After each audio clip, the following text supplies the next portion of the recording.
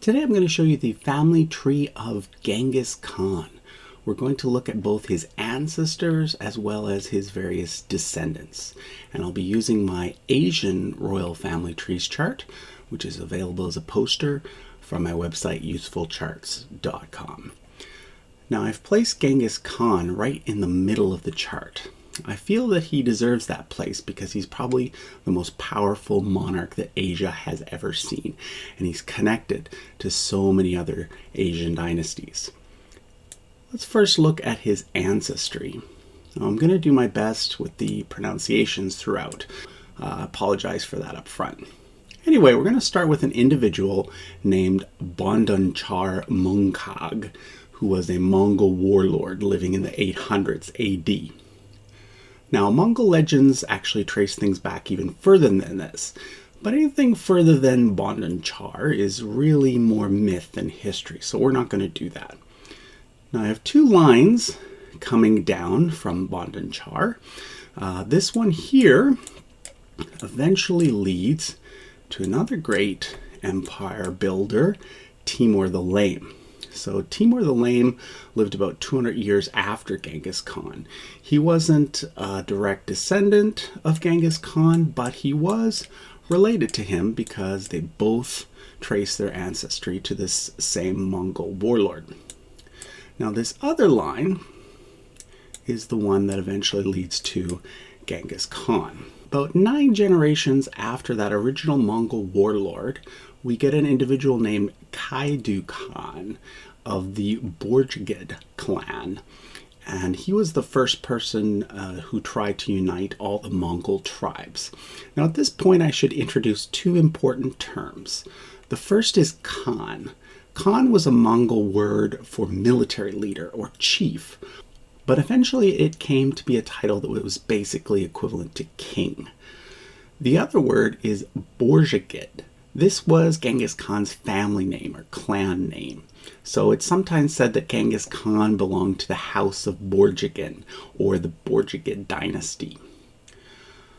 Prior to the Mongol Empire, the area that Genghis Khan's ancestors came from was known as Kamag Mongol, which means all the Mongols, because it was a loose confederation of all the various Mongol tribes. And the first recorded Khans of this Mongol confederation were both great-grandsons of Kaidu Khan. There was Kabul Khan, and then after him there was Ambagai Khan. And the third Khan was Kabul Khan's son, Hatula Khan. Now Genghis Khan's father, Yasuge, was the nephew of this third Khan.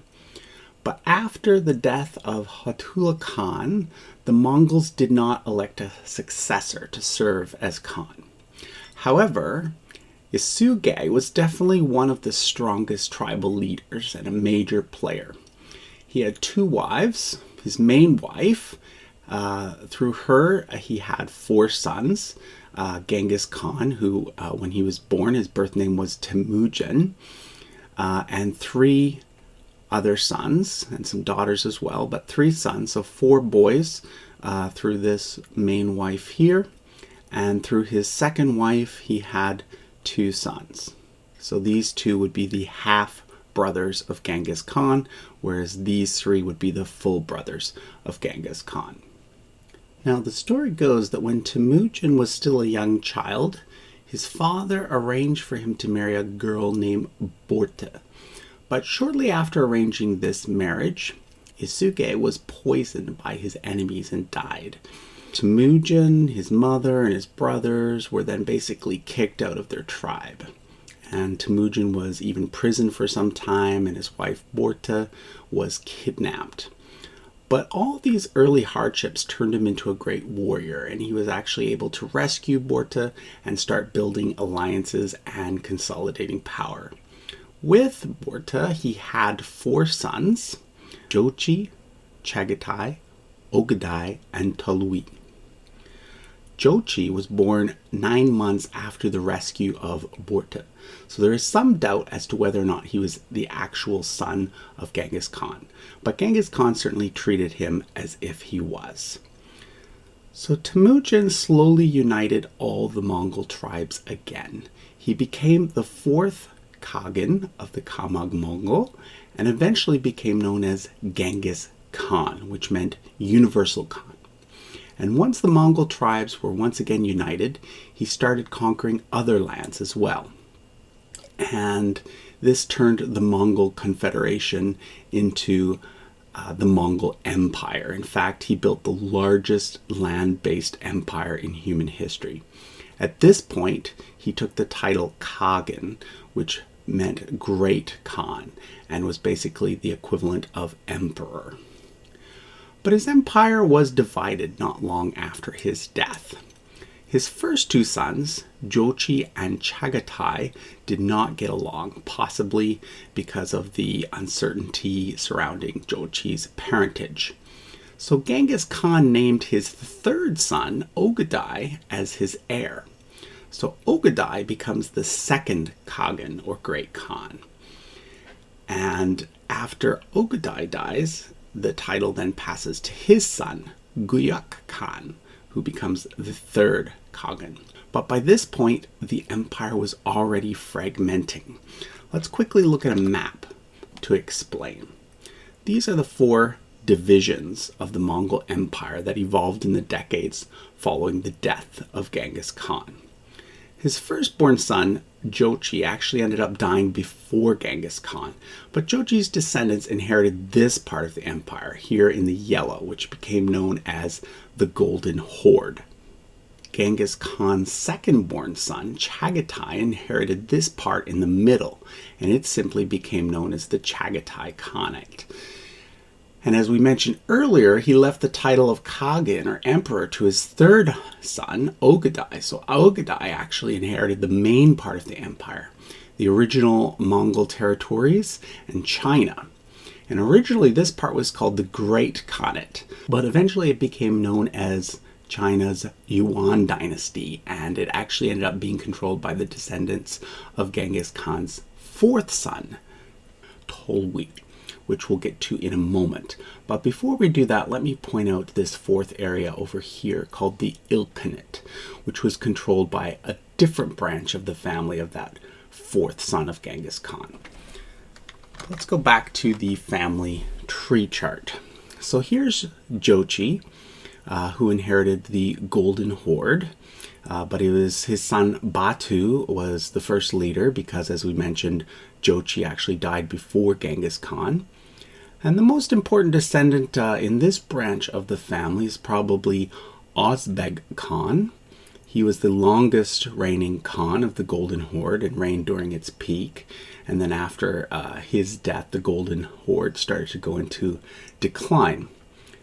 Then we have Chagatai and the Chagatai Khanate. And the Chagatai Khanate was actually, it ended up being the least important division. So I don't actually show all the descendants of that branch. But I do show this one line here because it leads down eventually to an individual named Babur, who founded the Mughal Empire in India several hundred years later. And the word Mughal comes from the word Mongol because Babur was a direct descendant of Genghis Khan via this Chagatai branch. Then we have the third son, Ogadai, who succeeded his father as Khagan, or Great Khan. And his line actually petered out rather quickly. After the death of the third Khagan, the title actually passed to the branch of the family that was descended from the fourth son. So the fourth Khagan was Möngke Khan, and then the fifth Khagan was his brother, Kublai Khan. And other than Genghis Khan, Kublai Khan is probably the most important Khan of all. He was responsible for finishing the conquest of China. He defeated the ruling Song dynasty and became not only the Khagan of the Mongol Empire, but also officially the Emperor of China. And so the new dynasty that ruled China during this period became known as the Yuan dynasty. But by this point, because of the infighting between the various branches of the family, the Mongol Empire didn't really exist anymore. each part was pretty much independent. And the descendants of the Kublai Khan, they all claimed the title Khagan, but really they only controlled China and therefore are better labeled as Chinese emperors rather than Mongol Khagans. They lasted until 1370 when their dynasty was replaced by the Ming dynasty in China. And after this, they continued to reign in Mongolia until the rise of the Qing dynasty in China. And that line is usually called the Northern Yuan dynasty, and it's not shown on this chart. Okay, we actually have one more branch of the family to look at.